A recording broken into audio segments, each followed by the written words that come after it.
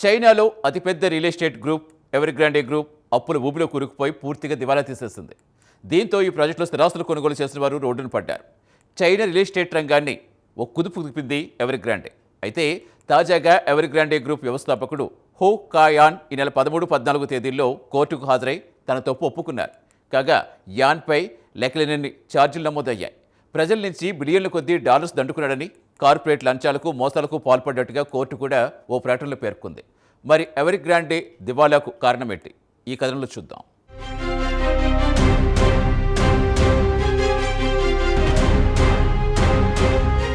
ప్రపంచంలోనే అత్యధిక జనాభా కలిగిన ఇటు ఇండియాతో పాటు అటు చైనాలో రియల్ ఎస్టేట్ రంగం శరవేగంగా దూసుకుపోతోంది. ఇక రియల్ ఎస్టేట్ రంగంలో జరుగుతున్న మోసాలు మరే రంగంలో జరగవేమో. ఇక ఇండియాలోని న్యూఢిల్లీలో పెద్ద పెద్ద కంపెనీలు భారీ ప్రాజెక్టులు ప్రారంభించి సమయానికి ప్రాజెక్టు పూర్తి చేయకుండా చేతులెత్తేసిన ఘటనలు కోకొల్లలు. మరోపక్క బ్యాంకుల నుండి రుణాలు తీసుకుంటే కొనుగోలుదారులు దానికి నెలవారీ ఈఎంఐ చెల్లించుకోవాల్సినటువంటి అగత్యం ఏర్పడుతోంది. కొంతమంది బిల్డర్లు న్యూఢిల్లీలో అనుమతి తీసుకునేది ఒకటైతే దానికి రెట్టింపు కూడా కడుతున్నారు. కోర్టు ఆదేశాలతో అతిపెద్ద ప్రాజెక్టును కూల్చేసిన విషయం తెలిసిందే. దీంతో ఈ ప్రాజెక్టుల్లో స్థిరాస్తులు కొనుగోలు చేసిన వేలాది మంది కొనుగోలుదారులు నష్టపోయారు. ఇక చైనా విషయానికి వస్తే అక్కడ కూడా ఇలాంటి మోసాలు తరచూ జరుగుతున్నాయి. ఇక చైనాలో అతిపెద్ద స్థిరాస్తి డెవలపర్ వేలాది మంది కొనుగోలుదారులను ముంచేసి రోడ్డున పడేశాడు. కొన్ని సంవత్సరాల క్రితం ఎవర్ గ్రాండే వ్యవహారం చైనాలో ఒక కుదుపు కుదిపేసింది.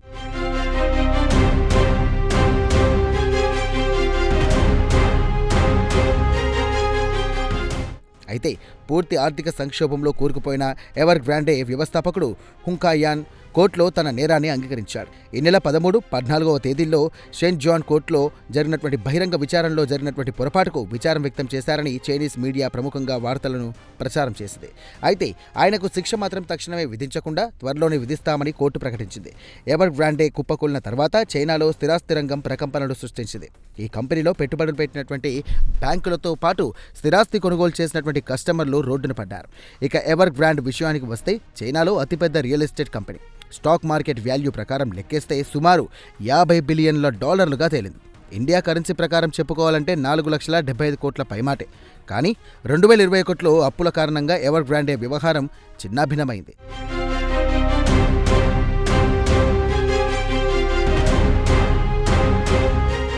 కాగా మంగళవారం నాడు జరిగిన కోర్టు విచారణలో కంపెనీ ఫ్రీ సేల్స్ పేరు చెప్పి మన ఇండియాలో కూడా ప్రాజెక్టు ప్రారంభించడానికి ముందే డెవలపర్లు కొనుగోలుదారులను ఆకర్షించడానికి ధరను కాస్త తగ్గించారు. దీంతో చాలా మంది ముందస్తు ప్రాజెక్టుల్లో ఫ్లాట్లను కూడా బుక్ చేసుకున్నారు. అలాగే చైనాలో కూడా ప్రీ సేల్స్ బుకింగ్ పేరుతో మిలియన్ల కొద్ది డాలర్ల డబ్బును దండుకుంది ఎవర్ గ్రాండే.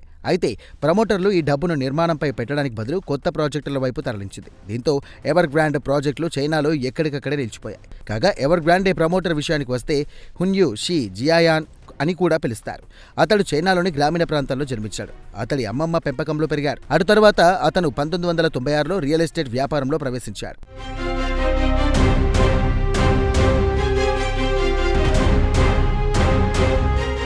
ఇక చైనాలో 2021లో స్థిరాస్తి మార్కెట్ మందగించింది. దీని ప్రభావం అతిపెద్ద ప్రాజెక్ట్ అయిన ఎవర్ గ్రాండేపై కూడా పడింది. కాగా కంపెనీ కుప్పకూలినప్పుడు ఎవర్ గ్రాండే చైనాలోని మొత్తం 280 నగరాల్లో సుమారు 1300 ప్రాజెక్టుల్లో పనిచేస్తోంది.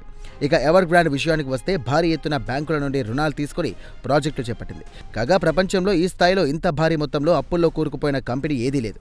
కాగా ఎవర్ గ్రాండే సుమారు $300 బిలియన్ బ్యాంకుల నుండి అప్పులు తీసుకుంది.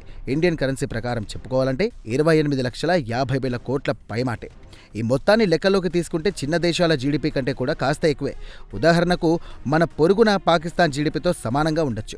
అయితే బ్యాంకులు విచ్చలవిడిగా స్థిరాస్తి రంగానికి రుణాలు ఇవ్వడంతో చైనా ప్రభుత్వం స్థిరాస్తి రంగానికి ఊదరంగా నిధులు ఇవ్వరాదని 2020లో కొత్త నిబంధనలు ప్రవేశపెట్టింది. దీంతో ప్రాజెక్టు పూర్తి చేయడానికి చేతిలో డబ్బు లేకపోవడంతో ఎవర్ గ్రాండే కొన్ని ప్రాజెక్టులను డిస్కౌంట్కు విక్రయించుకోవాల్సి వచ్చింది.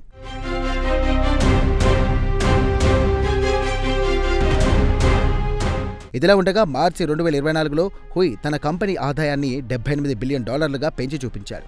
దీంతో చైనా స్టాక్ మార్కెట్లో ఆయనకు $6.5 మిలియన్ జరిమానా విధించింది.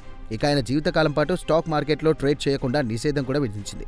ఒకప్పుడు ఆయన ఆసియా మార్కెట్లో అత్యంత సంపన్నుడిగా ఒక వెలుగు వెలిగాడు. 2017లో ఆయన సంపద $42.5 బిలియన్ తేలింది.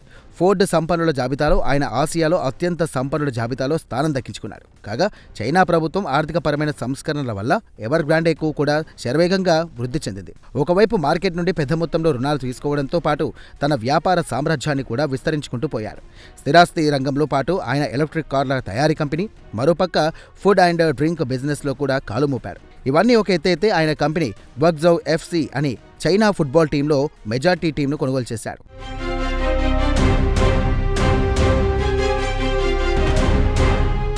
ఇక స్టాక్ మార్కెట్లో ఎవర్ గ్రాండే మార్కెట్ క్యాపిటలైజేషన్ 99% కరిగిపోయింది. ఆగస్టు 2025లో హాంకాంగ్ స్టాక్ ఎక్స్చేంజి నుండి కంపెనీ షేర్లను తొలగించారు. కాగా సుమారు 15 సంవత్సరాల పాటు స్టాక్ మార్కెట్లో ట్రేడ్ అయిన ఎవర్ గ్రాండే పూర్తిగా పతనమైపోయింది. కాగా 2020లో ప్రభుత్వం ఎవర్ గ్రాండేకు బ్యాంకుల రుణాలు ఇవ్వరాదంటూ కూడా ఆంక్షలు విధించింది. దీంతో అదే సంవత్సరంలో రుణాలు చెల్లించలేక డిఫాల్ట్ కూడా అయింది. ఇదిలా ఉంటే 2023లో పోలీసులు అతన్ని అరెస్ట్ చేశారు. చైనా సెక్యూరిటీ మార్కెట్లో మోసాలకు పాల్పడినందుకు ఆయనకు అక్కడి మార్కెట్ నియంత్రణ సంస్థ $6.6 మిలియన్ జరిమానా విధించింది. కాగా ఎవర్ గ్రాండే పతనంతో చైనా స్థిరాస్తి రంగంలో ప్రకంపనలు సృష్టించింది. దీంతో ప్రపంచంలోనే అతిపెద్ద ఆర్థిక వ్యవస్థ అయిన చైనా కూడా నిలువునా వణికిపోయింది. దీని ప్రభావం గ్లోబల్ మార్కెట్ను షేక్ చేసింది.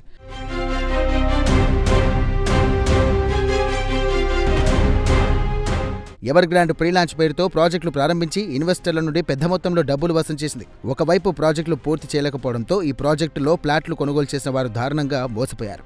అలాగే ఈ కంపెనీకి రుణాలు ఇచ్చి బ్యాంకులు కూడా చేతులు కాల్చుకున్నాయి. వేలాది మంది ఎవర్ గ్రాండేలో గృహాలు కొనుగోలు చేసిన వారు మోసపోయారు. మరోవైపు బ్యాంకుల నుండి తీసుకున్న రుణాలు తిరిగి చెల్లించాల్సిన పరిస్థితి ఏర్పడింది. చేతికి దక్కని ఫ్లాట్కు డబ్బు చెల్లించాల్సి రావడం దారుణం. ఇక మన హైదరాబాద్లో కూడా స్థిరాస్తి రంగం శరవేగంగా అభివృద్ధి చెందుతోంది.